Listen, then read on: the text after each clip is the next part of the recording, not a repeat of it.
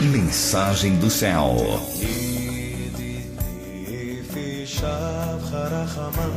Querido meu, querida minha, vamos agora aqui para um aconselhamento, na verdade um estudo bíblico, não é? Um estudo bíblico, embora seja uma pergunta do ouvinte, pergunta antiga, viu, queridos? Misericórdia, mas é uma pergunta importante e pertinente que eu estou para responder já há muito tempo sobre o que é a novilha vermelha, o que é a novilha vermelha e a importância da representação dela em relação a Israel. Vamos ler, queridos, vamos ler Números 19, não é? Olha, eu vou ter que ler o capítulo todo, não tem jeito, queridos. Olha, disse mais o Eterno a Moshe, Moisés e a Arão.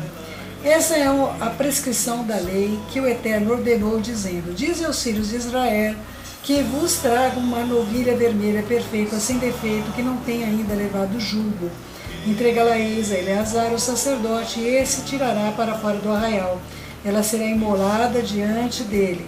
Eleazar, o sacerdote, tomará o sangue, com o dedo dele aspergirá a parte da frente da tenda da congregação 7 vezes. À vista dele será queimada a novilha, o couro e a carne, o sangue, o excremento, tudo se queimará.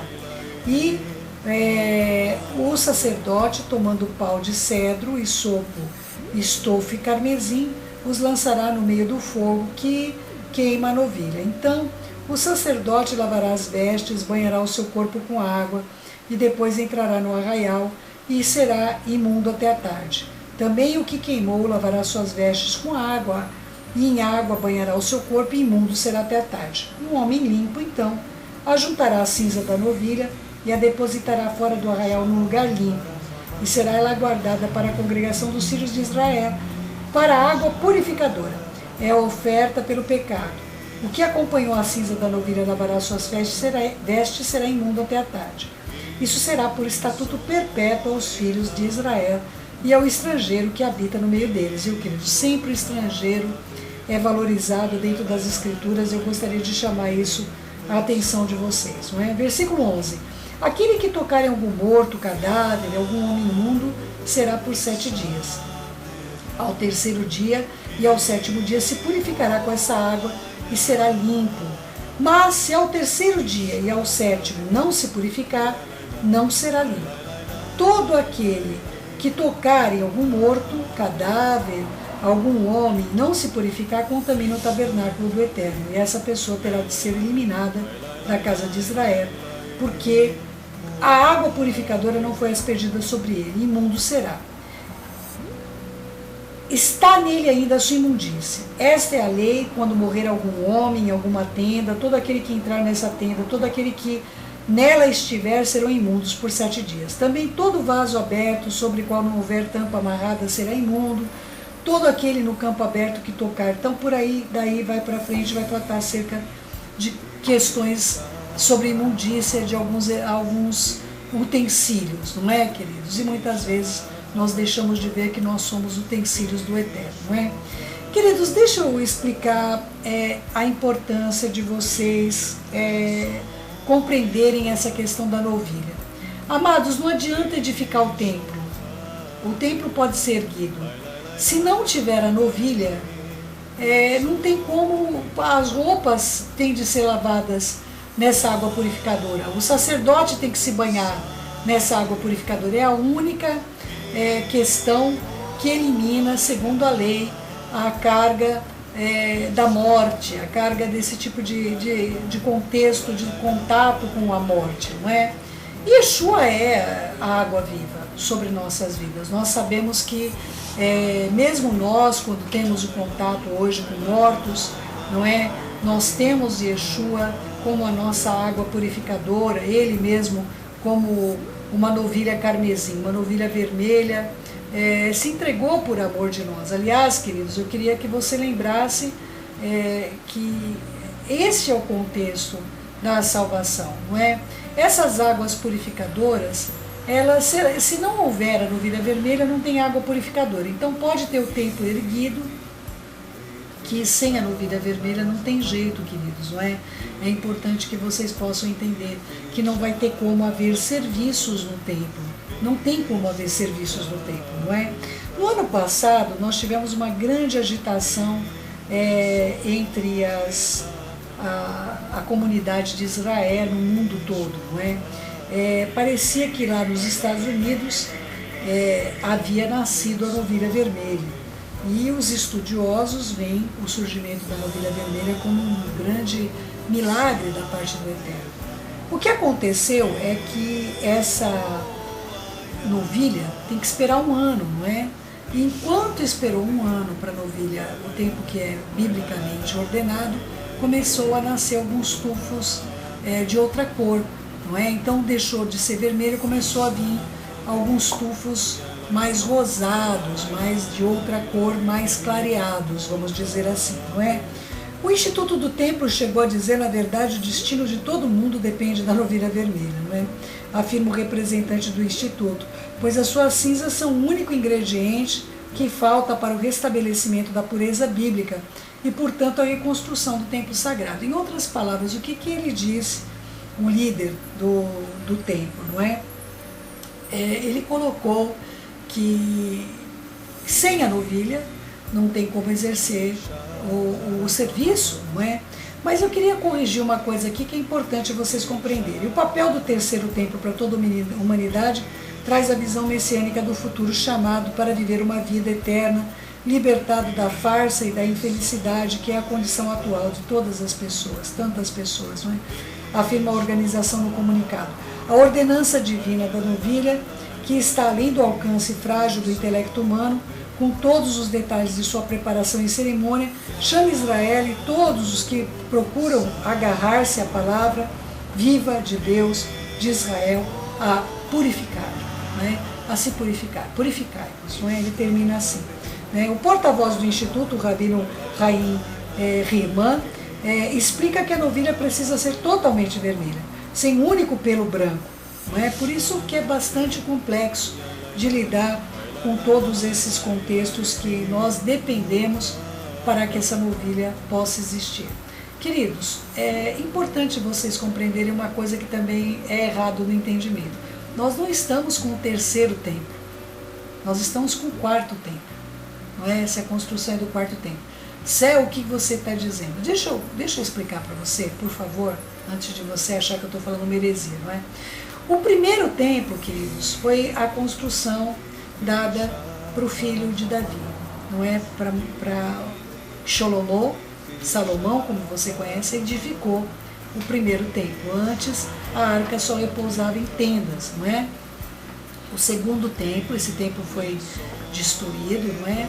E nós tivemos a construção do segundo templo, tá bom? Nós tivemos a construção no período de Esdras, não é? Neemias construiu os muros, não é? Nós vamos ver Zorobabel ali, lembra, queridos, não é? Trabalhando para a construção, erguendo um templo discreto, não foi um templo ostentoso. Esse templo, queridos, o segundo templo, ele foi destruído sumariamente e reconstruído por Herodes durante 40 anos. Por isso que aquele templo, que é o terceiro, era chamado de Herodes, queridos, né? Eu sei que vocês nunca ouviram falar isso dessa maneira, mas está escrito, queridos. Então, como é que Herodes construiu o templo? Ele ia desmontando o templo anterior e construindo um templo novo.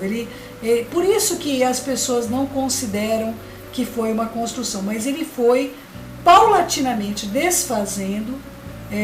A única coisa historicamente que dizem que ficou foi o Santo dos Santos, Kadosh Kadoshim, que ficou erguido ali, não é? Mesmo assim ele foi revestido, pelo menos do lado de fora, com as mesmas pedras, não é? Então, assim, é importante que você compreenda que esse segundo templo foi totalmente refeito por Herodes, ao ponto de se considerar historicamente, tanto que o templo é chamado Templo de Herodes, não é o templo de Esdras, Neemias, não é o templo dos profetas, não é o templo de Zorobabel, não é o templo daqueles que estavam edificando. Ele é chamado de Templo de Herodes. Por quê? Porque Herodes reconstruiu completamente durante o período de 40 anos. Tá bom, queridos? Ficou um templo ostentador ali, não é?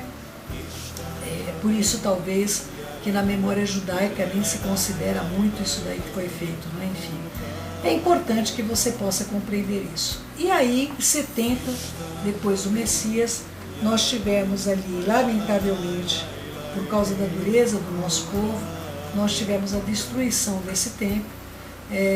Foi queimado, na verdade, como o revestimento era de ouro das partes internas, o ouro derreteu entre as pedras, e então foi removida todas as pedras para pegar o ouro que havia sido derretido entre as pedras. Não ficou pedra sobre pedra, por causa que as pessoas foram lá e pegaram e destruíram totalmente, queimaram as pedras, queimaram. Queridos, não sobrou pedra sobre pedra, não sobrou nada, né? Nós sobramos ali para a gente um pedaço do muro externo, que é onde nós hoje chamamos de Muro das Lamentações, não é? É isso que sobrou de toda a estrutura dessa construção do templo, que era o Templo de Herodes. Tá bom, amados? Então, na verdade, se você for olhar historicamente, nós estamos na construção do quarto e não do terceiro templo. E para mim marca épocas, viu, queridos? Por isso que eu considero muito importante para mim, porque a cabeça é de ouro, nós vamos ver com a construção do primeiro templo por Salomão, nós vamos ver depois o peito de prata, com os braços de prata, com a construção do templo justamente do período de Esdras, não é? Neemias, nós vamos ver essa reconstrução de prata, vamos dizer assim, um templo não tão ostentoso sobre um outro período, não é? E nós vamos ver a parte de bronze, que seria justamente a época que nós vivemos desse último templo, não é? O templo de Herodes, e nós vamos ver um período doloroso, que é o período do ferro que nós estamos vivendo, aonde será construído sim o templo, mas no final, onde os pés já estiverem misturados com barro. Tá bom, queridos? Lamentavelmente nós vamos ver aí uma hibridização nunca antes vista, não é? Como nós estamos infelizmente, nós já estamos vendo aí nossos elementos, não é? Tudo transgênico, né, querido? Tudo é transgênico, não é? E agora até a humanidade já virou transgênero também, queridos. Não basta os transgênicos, nós também temos os transgêneros. Então, tudo está sendo mexido na nossa humanidade, não é, queridos? E aí, nesse mover, nesse período imenso, porque se você perceber, a parte das pernas não é imensa, as pernas não são grandes, não é? Se você pudesse, né, pegar a parte aqui do quadril para as pernas, ela é maior do que todo o tronco e a cabeça, não é, queridos? É maior em estatura, não é? Assim, esse período é um período longo que nós estamos vivendo, não é? Que dura aí, nós já estamos 2000 anos, não é? Para você compreender isso de uma maneira melhor, queridos, há mais ou menos, aproximadamente aí, 3.500 anos, o Eterno chamou Abraão. Só para você ter uma noção histórica, não é, queridos? Para você ter uma noção entre esse tempo e o tempo anterior, para você ver como esse tempo está sendo longo, não é? Então, na primeira parte do cabeça, o peito e o tronco, nós vamos ver aí, esses 3 períodos passou rapidinho, passou em torno aí de 1.600 anos, tudo isso aconteceu, não é? Nós vamos ver tudo isso tendo acontecido, não é? Então, nós já estamos aí há 2000 anos, praticamente, da destruição do terceiro templo, e nós ainda não temos o quarto templo, mas ele virá. Ele virá nessa época do ferro, ele foi destruído pelo ferro, ele foi destruído por Roma, não é? E nós continuamos embaixo do mesmo império de ferro que é Roma. Nós continuamos embaixo desse período. E nesse período haverá construção. Como cada período marcou a construção de um templo, esse período também marcará a construção de um templo. Tá bom, amados? Para vocês entenderem e se situarem que tudo está escrito e todos os sinais nos mostram o que está escrito. Então é importante você compreender, pelo menos você ouvinte do Som do Céu, biblicamente, você precisa compreender que o templo de Herodes demorou 40 anos para ser construído, não é? Então estamos bem longe do tempo que foi nossos queridos Esdras, não é? Neemias. Nós precisamos compreender que centenas de anos entre um e o outro, queridos, não é? É importante vocês compreenderem os tempos. Eu estou procurando te ensinar a compreender os tempos, tá bom? Eu espero que tenha atendido aí e você possa compreender que o templo pode estar reerguido. Na verdade, eu não acredito até que Israel vai reerguer o templo sem a novilha vermelha aparecer, porque o templo, na verdade, está tudo pronto, viu, queridos? Em 6 meses nós conseguimos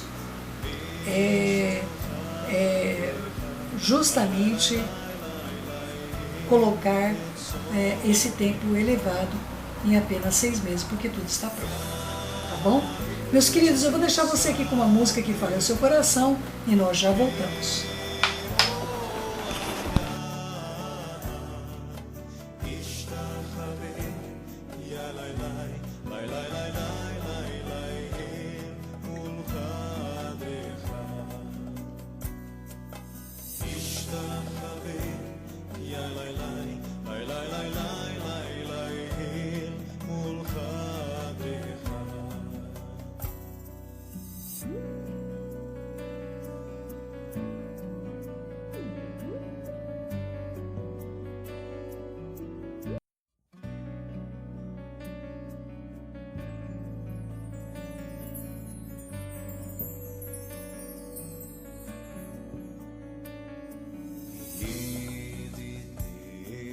שב חרחמה ידידי שב חרחמה